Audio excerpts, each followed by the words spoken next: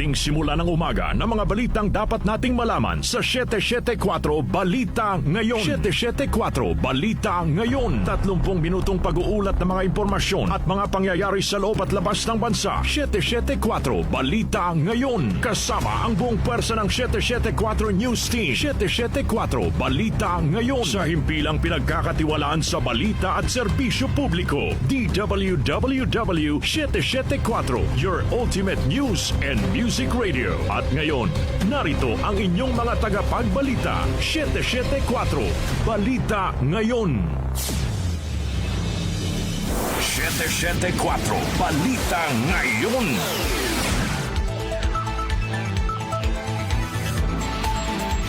Magandang umaga, Luzon, Visayas at Mindanao. Ngayon po ay araw ng Martes, May 12, 2026. Narito na ang 774 Balita Ngayon. 774 Balita Ngayon. At sa ating pong mga headlines, Vice President Sara Duterte muling na-impeach sa Kamara sa botong 257. Senator Tito Soto napatalisik bilang Senate President. Senator Alan Peter Cayetano uupong bagong leader ng Senado. Dating Senador Antonio Trillanes IV may hawak umanong kopya ng warrant of arrest ng ICC laban kay Senador Ronald Bato de la Rosa. Senator Ronald Bato de la Rosa muling nagpakita sa Senado matapos ang 6 na buwan. De la Rosa isinailalim sa protective custody ng Senado kasunod ng umano'y nakaambang pag-aresto sa kanya ng ICC. Visa-free agreement ng Pilipinas at Paraguay para sa ordinary passport holder pirmado na. Interpol Red Notice inilabas laban sa negosyanteng si Charlie Atong Ang, dating Bucor Chief Gerald Bantag at dating pulis na si Rafael Dumlao III. Metro News, pulis sa viral video na nambugbog sa kanyang kinakasama sinibak sa pwesto. Science and Technology News, bagong species ng insekto na tagpuan sa Lamesa Watershed. Lifestyle News, mga tourist spots sa Kyoto, nangungunang destinasyon ng mga foreign tourists na nagpupunta sa Japan. Para sa ating music trivia, ngayong petsa, pumanaw ang American singer na nagpasikat ng mga awiting For the Good Times at I Think of You. Sino siya? Alamin. Balitang kakaiba, 14 anyos sa estudyante sa China, paggawa ng makina ng jet ang kinahihiligan. Oras po natin, 6:44 ng umaga. Kami po ang inyong tagapagbalita, Darlene Olanyo. At Rose May Miranda. Narito naman ang detalye ng mga balita. 774 Balita Ngayon. Sa ikalawang pagkakataon ay muling na-impeach sa House of Representatives si Vice President Sara Duterte. Sa sesyon ng plenaryo kahapon, 257 na mga kongresista ang bumoto pabor sa impeachment ni VP Sara. Lagpas ito sa 1/3 ng 316 na miyembro ng Kamara o 106 na kinakailangang boto upang ma-impeach ang pangalawang Pangulo. 25 naman ang tutol sa impeachment habang siyam ang nag-abstain. Kasunod ng botohan, ipadadala na ng Kamara sa Senado ang Articles of Impeachment para sa pagsasagawa ng paglilitis. 4 na Articles of Impeachment ang inaprubahan ng House Justice Committee. Kabilang dito ang umano'y maling paggamit ng confidential funds sa may kabuang halagang 612.5 million pesos sa ilalim ng Office of the Vice President at Department of Education. Pangalawang hindi umano maipaliwanag na yaman ni VP Sara at ang hindi nito pagtugma sa kanyang Statement of Assets, Liabilities and Net Worth o SALN at ang pananatili ng interes ito sa ilang negosyo kahit na siya ay vice-presidente na. Pangatlo ay ang pag-ibigay umano ng pera sa mga opisyal ng Department of Education na may kaugnayan sa procurement process ng ahensya at pang-apat ang pagbabanta ni VP Sara kina Pangulong Ferdinand Marcos Jr., First Lady Liza Araneta Marcos at dating House Speaker Martin Romualdez. Magugunitang unang na-impeach sa Kamara si VP Sara sa ilalim ng 19th Congress noong 2025 kung saan 215 na mga kongresista ang nagbigay ng yes votes. Samantala, pagganap sa tungkulin na iniatas ng konstitusyon kaugnay sa impeachment, isang hamon sa Senado. Narito po ang report ni Grace Mariano. Binigyang diin ni House Senior Deputy Minority Leader at mamamayang Liberal Party List Representative Leila de Lima na isang hamon ngayon sa Senado na gampanan ng tungkulin nito kaugnay sa impeachment batay sa konstitusyon. Ayon kay De Lima, ang mahalagang balita ngayon ay hindi ang pagpapalit ng liderato sa Senado kundi ang pagboto ng 257 House members pabor sa pagpapatuloy ng impeachment laban kay Vice President Sara Duterte. Gate ni De Lima, sa impeachment ay hindi lang si VP Sara ang huhusgahan ng taong bayan kundi ang mga senador din. Ayon kay De Lima, patuloy na magbabantay ang mamamayan dahil sila ay mulat at hindi magwawalang kibo lamang. Dagdag pa ni De Lima, sa pag-aproba ng Kamara sa Justice Committee report at articles of impeachment ay matagumpay na pinausad ang proseso ng pananagutan na hindi na mapipigilan pa. Ito si Grace Mariano para sa DWWW 774, your ultimate music radio. Maraming salamat, Grace Mariano. 774 Balita Ngayon. Napatalsik naman si Senator Tito Soto bilang Senate President. Sa sesyon kahapon, opisyal na iluklok si Senator Alan Peter Cayetano bilang bagong Senate President makaraang makakuha ng suporta mula sa 13 mga senador. Si Soto naman ay nakakuha lamang ng 9 na boto habang 2 senador naman ang nag-abstain. Agad na nanumpa si Cayetano bilang bagong Senate President, samantala na iluklok naman na Senate President pro tempore si Senator Loren Legarda. Si Cayetano na ang ika-4 na leader ng Senado sa ilalim ng Administrasyong Marcos Jr. Samantala, kudeta sa liderato ng Senado, kinondena ng mga magsasaka. Detalye ihahatid ni Gina Mape. Mariing kinondena ng mga magsasaka ang naganap na kudeta sa liderato ng Senado kagabi. Naniniwala ang kilusang magbubukid ng Pilipinas o KMP na rayo ng naganap na pagpapalit ng pamumuno sa Senado na maharang ang pag-usad ng impeachment complaint laban kay Vice President Sara Duterte.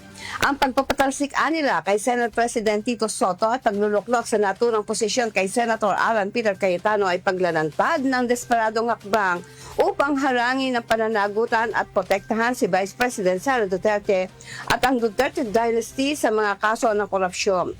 Giit ng mga magsasaka, ang impeachment ay isang constitutional mechanism upang mapanagot ang mga opisyal ng pamahalaan at hindi upang hadlangan ng political maneuvering at dynastic interest. Sa halip nilang resolbahin ang suliranin at pagdulusan ng mga magsasaka at ordinaryong Pilipino dahil sa patuloy na taas ng presyo, kawalan ng lupa, mababang halaga ng mga ani ay pinoprotektahan ng mga makasariling politiko ang mga tiwaling opisyal at pinapanatili ang kanilang kontrol sa pondo ng bayan at kapangyarihan.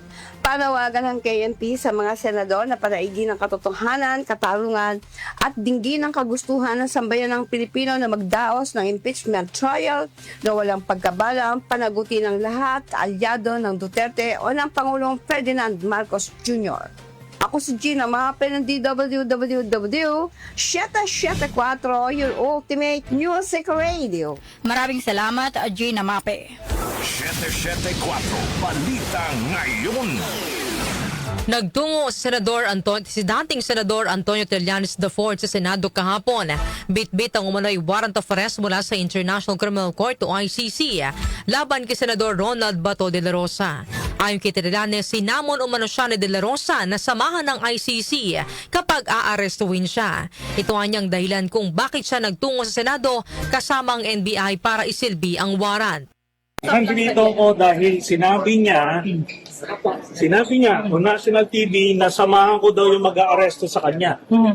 So, nandito ko ngayon. Nandito yung, pinakita ko sa inyo yung warrant na ICC, nandito yung NBI, arestuin siya. So, saan naman yung... Hello, ma'am. Ano doon? Ayaw lumabas. Iginiti Trillanes na maaring arestuin si De La Rosa sa loob ng Senado kahit na nakasesyon ito gaya ng ginawang pag-aresto sa kanya noong 2018. Samantala, dumistansya naman ng Department of Justice sa umano'y warrant of arrest ng ICC laban kay De La Rosa na hawak ni Trillanes. Sa statement ay nilabas ni DOJ spokesperson Attorney Polo Martinez, sinabi nitong wala pa silang nakikita o nakukuhang kopya ng umano'y warrant laban kay De La Rosa. 774 Balita Ngayon. Matapos ang 6 na buwan na hindi pagpasok sa Senado, nagpakita na si Senator Ronald Bato de la Rosa sa sesyon kahapon.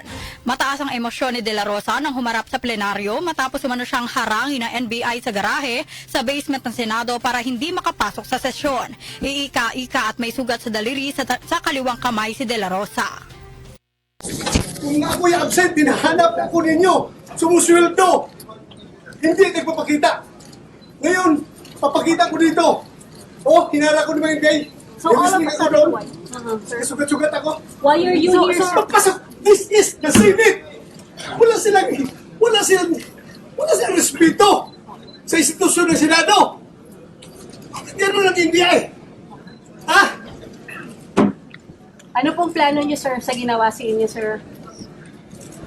Pag-usap kami. Yung gagawin namin. But why are you here, sir? Bakit po kayo napapasok today, sir? Ayaw ba senador sa Republic? Kung hindi ko mapasok, hinahanap niyo ako.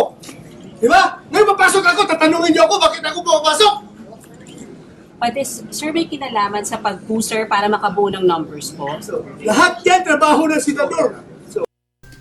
Samantala, nagmosyon naman si Senator Rodante Marcoleta na isailalim sa protective custody si De La Rosa kasunod ang umanay nakaambang pag-aresto rito ng International Criminal Court o ICC. Hiniling ni Marcoleta sa mosyon na isailalim sa protective custody si Senator Bato hanggang sa ma-exhaust o magamit ng senador ang lahat ng legal remedies na kinakailangan nito.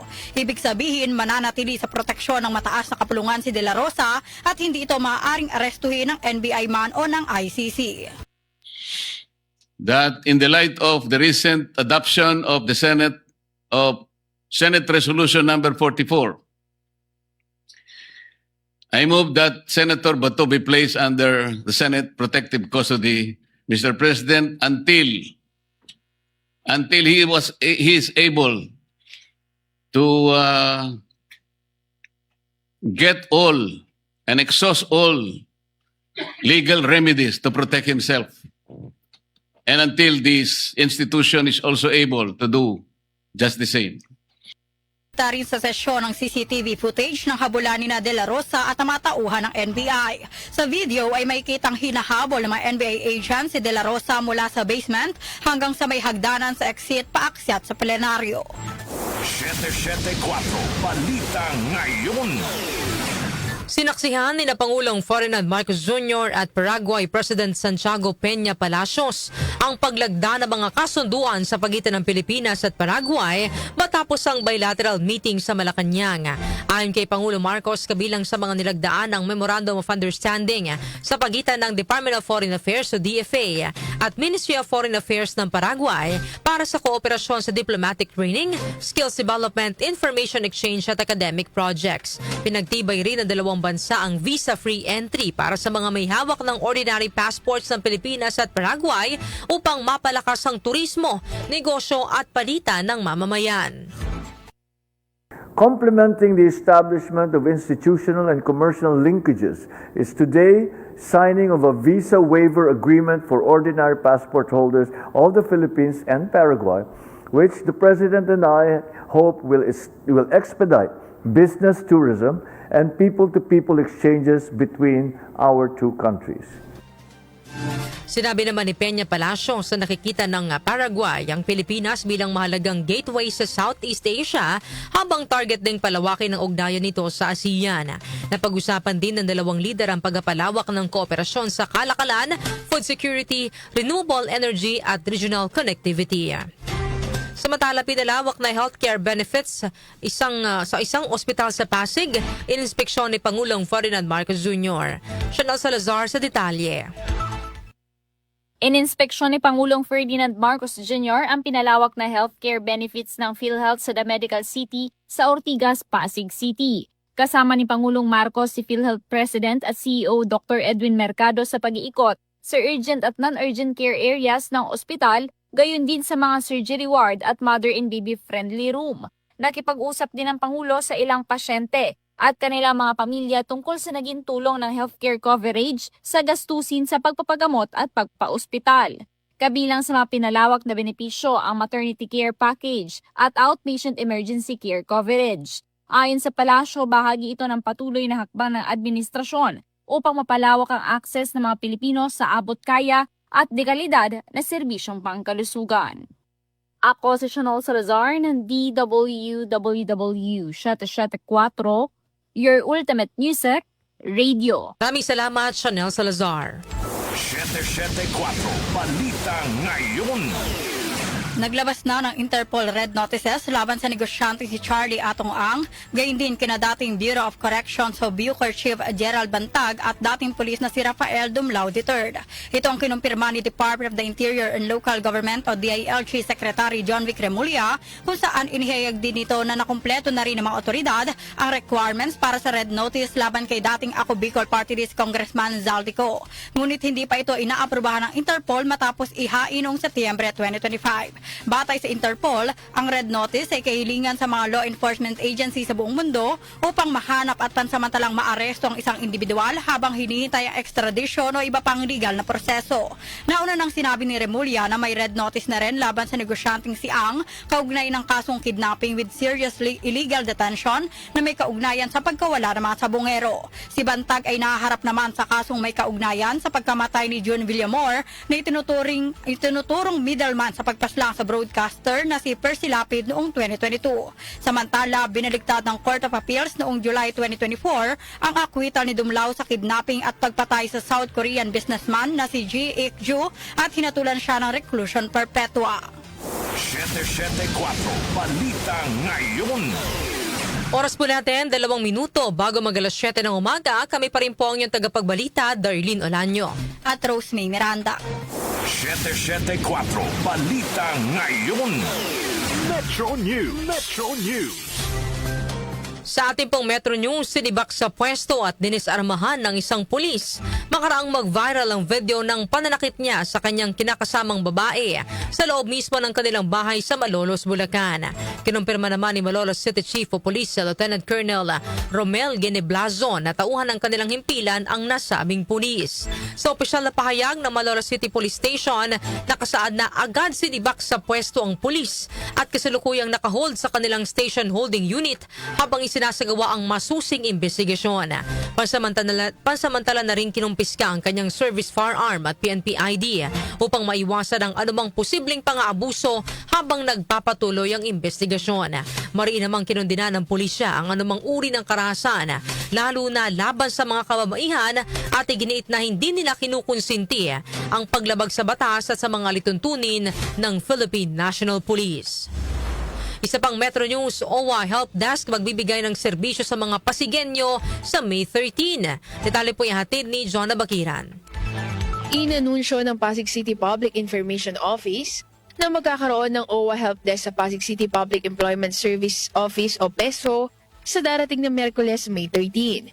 Ayon sa Pasig City PIO, isasagawa ito sa oras na alas 9 ng umaga hanggang alas 12 ng tanghali. Layo naman ito na ilapit sa mga Pasigenyong overseas Filipino worker at kanilang mga pamilya ang mga programa, benepisyo at serbisyong handog ng OWA. Gayun din ang pagbibigay ng assistance at pagsagot sa kanilang mga katanungan. Dahil dito hinihimok ang lahat ng interesadong Pasigenyo na sulitin ang nasabing pagkakataon at bumisita sa PESO sa darating na Miyerkules. Ako po si Jonah Bakira ng DWWW 774 Ultimate Music Radio. Maraming salamat, John Bakiran. Foreign exchange rates. Foreign exchange rates. Narito na ang update sa ating foreign exchange rates. Ang palitan ng piso kontra dolyar ay nasa 60 pesos and 54 centavos. Nasa 71 pesos and 22 cents naman ang palitan ng piso kontra euro, habang ang British pound ay nasa 82 pesos and 16 centavos. Ang palitan naman ng piso kontra Saudi Riyal ay nasa 16 pesos and 14 cents, habang ang Japanese yen ay nasa 39 centavos. Lotto results. Lotto results. Update naman po tayo sa resulta ng Lotto. Iatid po sa atin ni Jackie Maestrado Rubio. Ang bahaging ito ay atid sa inyo ng Philippine Charity Sweepstakes Office. Pagkakaisa para sa kawang gawa. Narito na ang mga lumabas na winning combinations sa Grand Lotto 655 na binola kagabi May 11. 40, 52, 32, 46, 20, at 7. Muli ang winning number combination sa Grand Lotto 655 ay 40, 52, 32, 46, 20, at 7. Umabot sa 95 million pesos, 26,257 pesos, and 54 centavos ang papremyo sa naturang Lotto game. Ang lumabas naman na bola sa Mega Lotto 645, 19, 21, 39, 41, 38, at 44. Ulitin ko lamang po ang lumabas na kombinasyon sa Mega Lotto 645 ay 19, 21, 31, 41, 38, at 44 na may jackpot prize na 15 million pesos. Wala namang nakapag-uwi ng premyo sa dalawang Lotto games. Yan ang recap ng resulta ng May 11 draws ng Grand Lotto 655 at Mega Lotto 645. Samantala, narito ang jackpot estimates sa laro mamayang gabi. 10 million pesos para sa Lotto 642, 25 million pesos sa Super Lotto 649, at 75 million pesos para sa Ultra Lotto 658. Ang bahaging ito ay hatid sa inyo ng Philippine Charity Sweepstakes Office. Pagkakaisa para sa kawang gawa. Ako po si Jockey Magistrado Rubio ng DWWW 774, your ultimate music radio. Maraming salamat, Jackie Maestrado Rubio. Science and Technology. Science and Technology. Para naman sa ating SciTech, nadiskubre ng mga siyentipiko mula sa University of the Philippines Diliman, University of Otago at Korea University ang isang bagong species ng stonefly sa loob ng La Mesa Watershed Reservation o LMWR. Ayon sa DNR National Capital Region, ito ang Neoperla lamesei na isang aquatic insect na namumuhay sa ilalim ng tubig. Ang pagkakaroon nito ay isang bioindicator ng malinis na kapaligiran, partikular na ang mataas na kalidad ng tubig, may sapat na oxygen at walang kontaminasyon. Higit pa sa pagiging imbakan ng tubig, inihayag ng DNR-NCR na patunay ito na ang LMWR ay mahalagang kanlungan ng biodiversity at isang living laboratory na maaaring pagmula ng mga bagong kaalaman sa agham. Ipinapakita rin ito na kahit sa gitna ng urbanisasyon, may mga natatagpuan pa ring species na hindi pa nadodokumento sa ibang bahagi ng mundo. Kaugnay nito, hinihikayat ng DNR-NCR ang publiko, lalo na ang mga mag-aaral, mananaliksik at environmental advocates na magsagawa ng higit pang pag-aaral sa loob ng watershed dahil naniniwalaan nila sila na mahalaga ito upang mas mapalalim ang pag-unawa sa likas na yaman na bansa at higit pang mapatatag ang mga hakbang para sa konserbasyon. Lifestyle News. Lifestyle News. Sa atin naman pong lifestyle news, mga tourist spots sa Kyoto, nangungunang destinasyon ng mga foreign tourists na nagpupunta sa Japan. Detalye po ihatid ni Mika Fajardo. Mas pinipili ng mga foreign tourists na nagpupunta sa Japan ang 7 sa 47 prefecture nito, kabilang ang Kyoto at Hokkaido, na sama-samang nakakuha ng 72 sa top 100 destinations sa bansa. Ayon sa isang survey na ginawa ng Yaneri Incorporated, tumadagsa ang mga turista sa mga kilalang destinasyon tulad ng mga makasaysayang templo ng Kyoto at mga ski resort ng Hokkaido. Ginamit ng survey ang data ng lokasyon ng smartphone app upang suriin ang foreign visitor traffic sa humigit kumulang 25,000 distrito sa buong bansa. Ang iba pa mga tourist spot na may mataas na konsentrasyon ng mga dayuhang bisita ay ang Hakone Hot Spring Resort area sa Kanagawa at ang Fuji 5 Lakes na matatagpuan naman sa paanan ng Mount Fuji. Samantala, ayon sa data na nakalap ng Japan Tourism Agency, 69.7% ng kabo ang pananatili ng foreign tourists at accommodation facilities ay mula sa Tokyo, gayon din ang Osaka, Kyoto, Hokkaido at Okinawa Prefecture, habang ang 31 prefecture ay may mas mababa sa 1%. Ayon sa pag-aaral, binibigyang diin ng resulta na hindi pantay ang tinatamasa ang economic benefits ng mga rehiyon sa Japan, habang lumalaki ang mga alalahanin ng over-tourism sa mga lugar na madalas bisitahin na maaaring makaapekto sa mga natural at cultural assets at makagambala sa buhay ng mga lokal. Ako po si Mika Fajardo ng DWWW 774, your ultimate music radio. Maraming salamat, Mika Fajardo. Music Trivia. Music Trivia. Ngayong petsa, pumanaw ang American singer na nagpasikat ng mga awiting For the Good Times at I Think of You. Sino siya? Alamin natin sa Music Trivia ni Kenny Acosta. Blessed Tuesday morning, narito na ang hatid ko sa inyong Music Trivia. Ngayong petsa na ito, May 12 taong 2001, pumanaw sa edad na 88 ang American singer, actor at TV presenter na si Perry Como. May 6 na araw bago ang kanyang kaarawan. Kilala rin si Como sa tawag na Mr. C. Si Como ang nasa likod ng mga awiting Magic Moments, For the Good Times at I Think of You. Sa kanyang music career, nakabenta siya ng mahigit 100 million records sa buong mundo. Ilang pagkilala na ang natanggap ni Perry Como bilang isang mahusay na mga awit, aktor at TV presenter, gaya ng mga awards sa Emmys at kung saan nakakuha siya ng mga pagkilala mula taong 1955 hanggang 1959. Gayon din ang Christopher Award na natanggap niya noong 1956. Naluklok din siya sa Academy of Television, Arts and Sciences Hall of Fame noong 1990. Nakuha ang Grammy Lifetime Achievement Award noong 2002 at naluklok din sa Long Island Music Hall of Fame noong 2006. Ilan pa sa mga awitin ni Perry Como ang Don't Let the Stars Get in Your Eyes, Fly Me to the Moon at marami pang iba na maririnig ninyo dito sa inyong Ultimate News and Music Radio na DWWW 774. At yan, hatid ko sa inyong music trivia. Ako po si Kenny Gacosta. Maraming salamat, Kenny Gacosta. Balitang Kakaiba! Sa atin namang balitang kakaiba, kung ang karamihan sa mga kabataan ngayon ay paglalaro ng mobile games ang kinahumalingan, ibahin po ninyo ang 14 years old na lalaking estudyante sa China dahil paggawa ng makina ng jet ang kanyang kinahihiligan. Nagsimula ang interes ni Che Jingang sa aeronautics noong kindergarten siya nang maging curious siya kung bakit lumilipad ang mga eroplanong papel. Pagtungtong niya ng grade 3 ay pinag-aralan na niya ang calculus, aerodynamics at circuitry. Sa halip na kopyahin lamang ang mga libreng blueprints na nagkalat sa internet, mas pinili ni Che na idisenyo ang bawat piyesa mula sa umpisa. Dito na umusbong ang kanyang ambisyon na lampasan ang pagtutupi lamang ng papel at tuluyang bumuo ng totoong makinarya. Ang proyekto ni Che hindi lang isang simpleng laruan, kundi isang totoong miniature jet engine.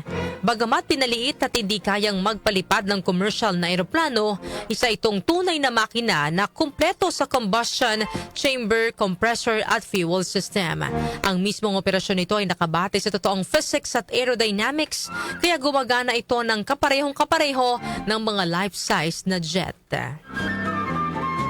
Yan po ang ating balitang kakaiba ngayong araw po ng Tuesday.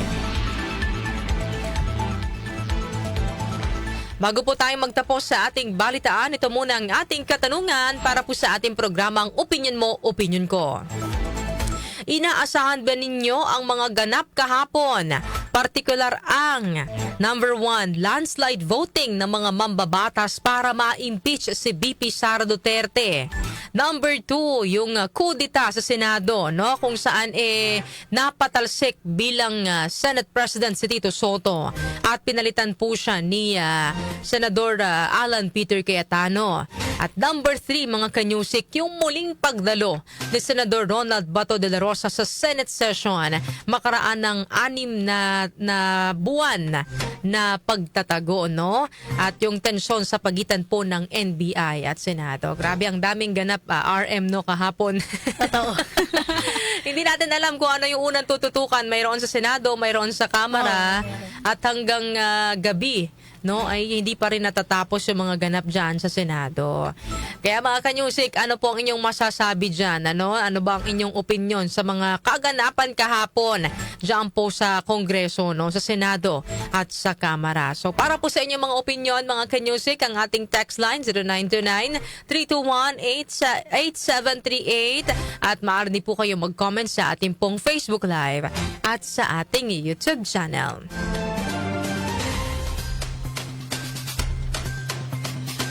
Yan yung pong narinig ang mga may init na balita ngayong araw po ng Martes, May 12, 2026. Kami po ang inyong tagapagbalita, Darlene Olanyo. At Rose May Miranda. Napasa inyo ang 774 Balita Ngayon.